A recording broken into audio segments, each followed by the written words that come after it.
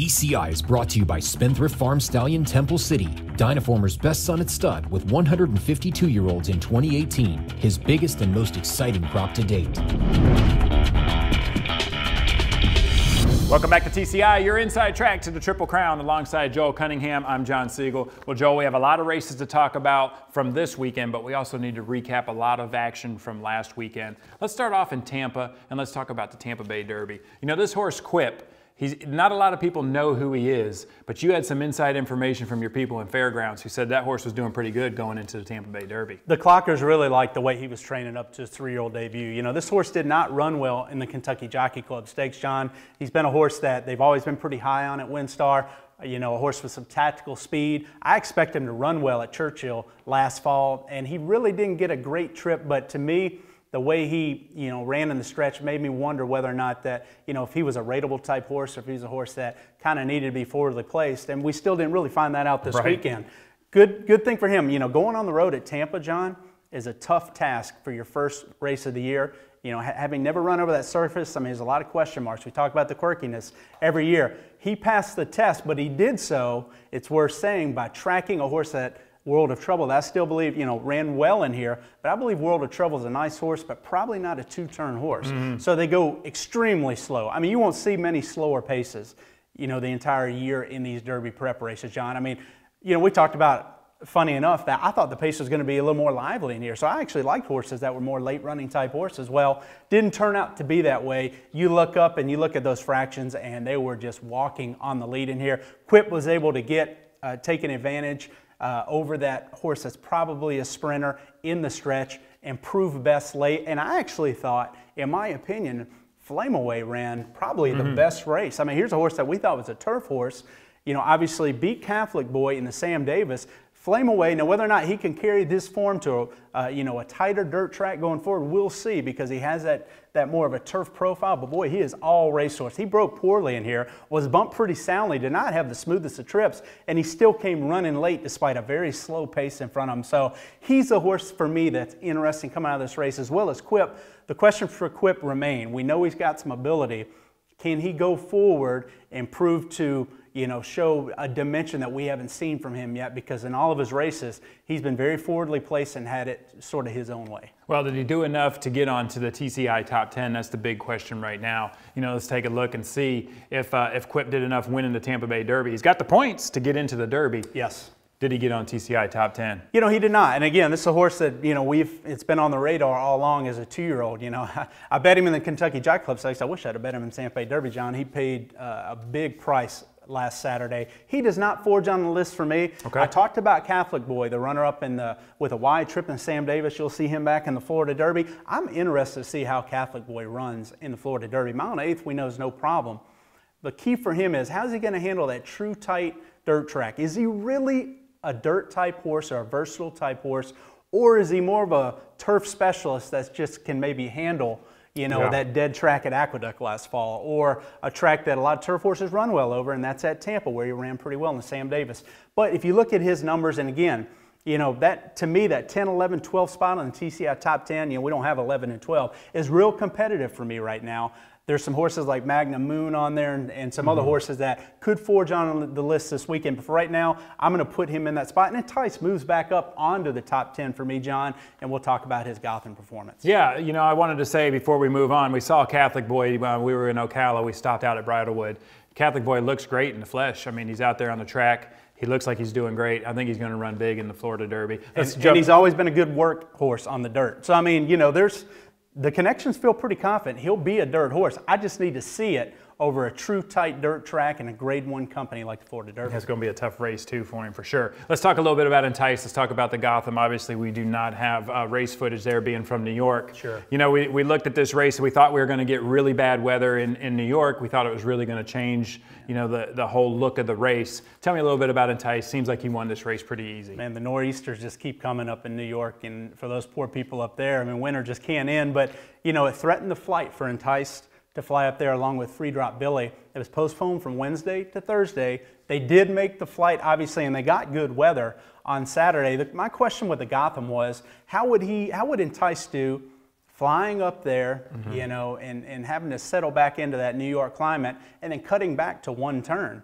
He also drew wide in here, and look, he had a wide trip, John, and the way he accelerated in the stretch and just won so easily. I mean, there was no horse in his zip code, you know, by the time they hit the 8th pole, John. He basically cantered home, got a very good buyer speed figure. We know the quality is there. This is a horse that we've always liked. He's a 2-turn horse. So you have to be impressed with the fact that he beat that group around 1 turn. You know, some really good horses. I mean, you know, you wonder if, you know, some of the competition there he was facing, some of them were unproven, but look, you know, the Champagne winner, Grade 1 winner, a 1-turn miler, was in that race.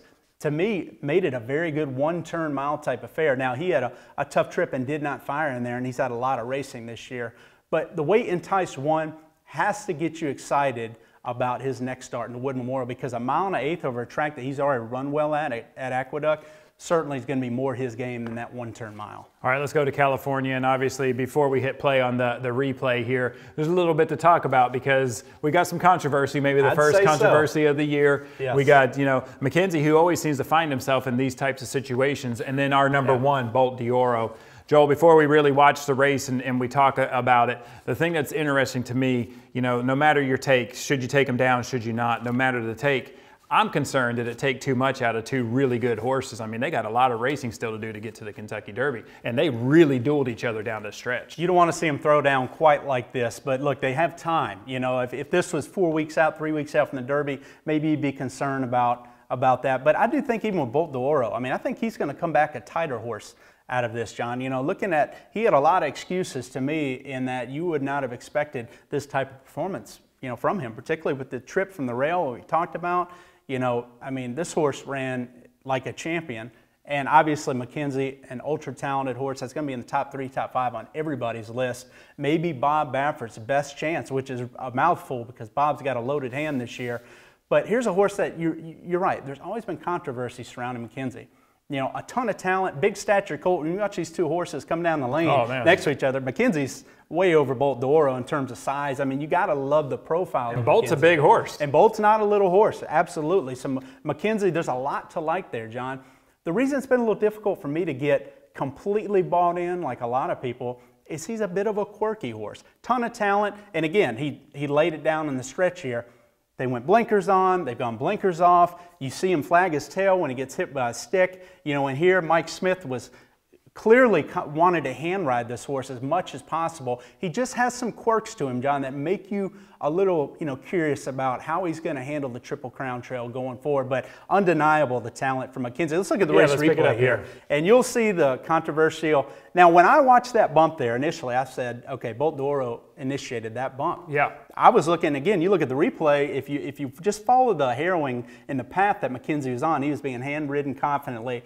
He did not look like he drifted at all. He looked like he was on his path. Bolt d'Oro was trying to make up ground. Javier was trying to race ride, make it tight. And I think as they were torquing left coming into the stretch, you know, about to go on a lead switch there, I think Bolt d'Oro may have initiated that. The problem is, it's so hard to find evidence of that because they're both turning. A lot of people believe Bolt d'Oro just beat him to the spot, and Mike didn't want to give the spot up, and that's what initiated contact. It wasn't clear cut. So that's the first thing when you start looking at this race. You know, was that first foul at the quarter pole, was that a clear cut foul by Bolt d'Oro? And if your answer is no, there's some murkiness there, then you watch the stretch run, obviously from the head on, which you did not see there. It did look for a moment there that Bolt d'Oro may go by, and then McKinzie, with left-handed urging, left whip urging from Mike Smith, obviously does drift out. And as soon as you saw the stewards watching the replay and focusing more on the latter part of the race than at the quarter pole, you knew something could happen there. You just wish it wouldn't have taken that long. And I tell you, both these horses ran so well.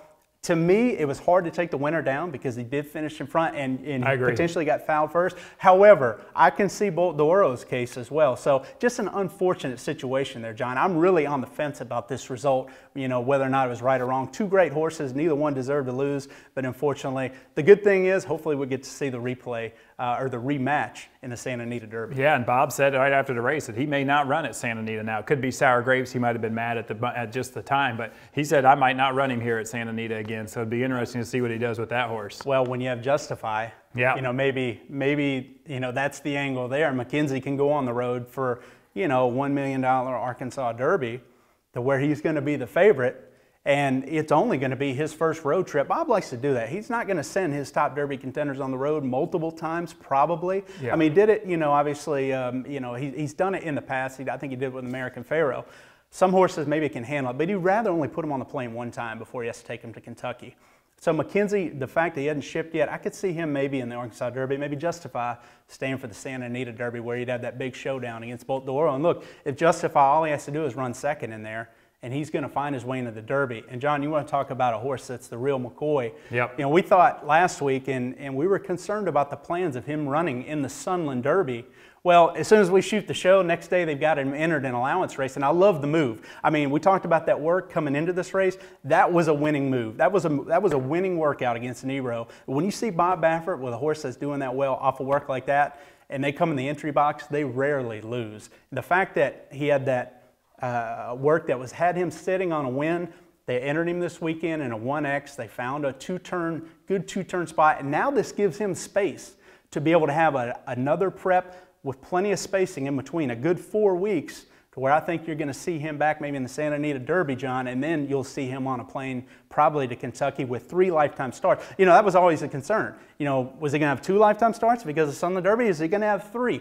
3 is better for this horse in terms of his development and having the best shot to win the Kentucky Derby. So I'm glad they got this prep in for Justify. All right, well, he's ultra talented, that's for sure, and that's what it seems to be about these days. It's more about that talent level than it is how many starts, but it is good he's going to have 3 starts. Yep. Speaking of starts, let's go ahead and talk about this weekend.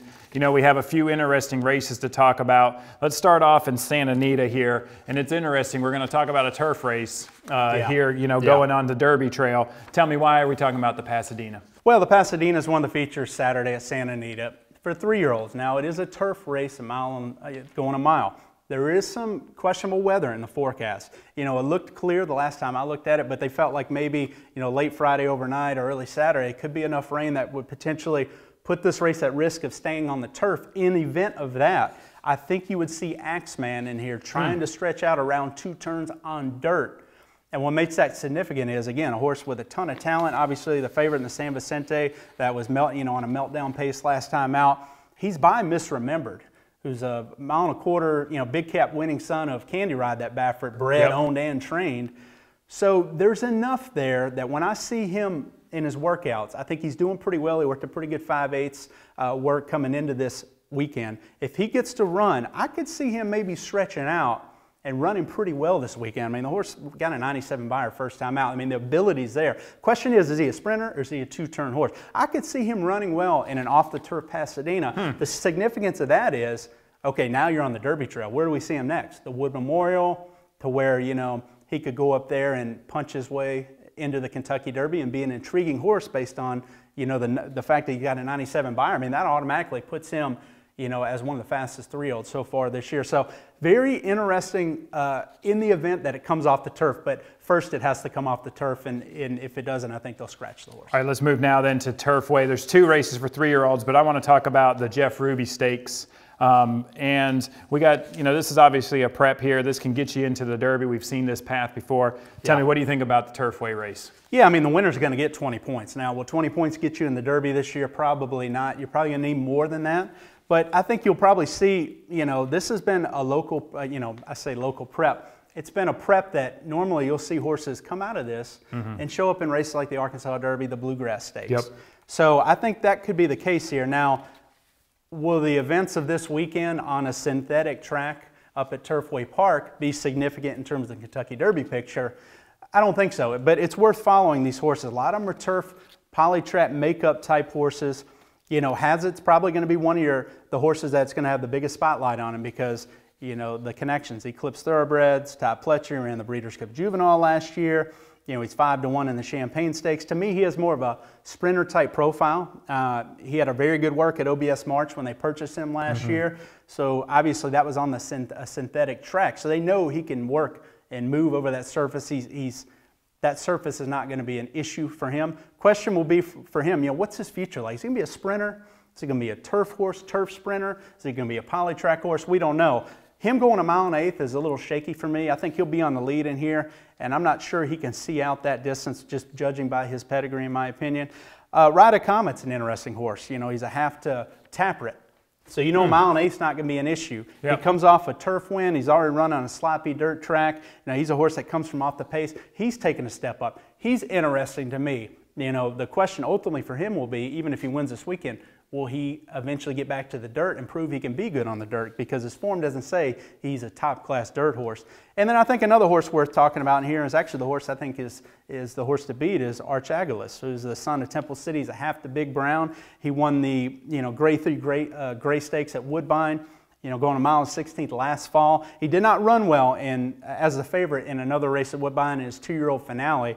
But coming into this race, Michael Dickinson obviously has a synthetic, signature to a lot of his training. This horse has a synthetic profile. I think he's interesting in here. But again, talking about him as well, will he be a Derby type horse or is he more of a turf Polytrack horse? So when I look at the Jeff Ruby Stakes, I still think for me, where they call it the Jeff Ruby Stakes, the Spiral, whatever it is, as long as it's on the Polytrack, it's not a legitimate Derby prep unless somebody comes out of this race and proves it next time out in a final prep, maybe like the Bluegrass. All right, one more race to talk about, and of course that's out at Oaklawn. That's the Rebel. Joel, we got some good horses in here. We got Solomini coming, into this race, and then we got Sporting Chance, a horse you've always been really high on.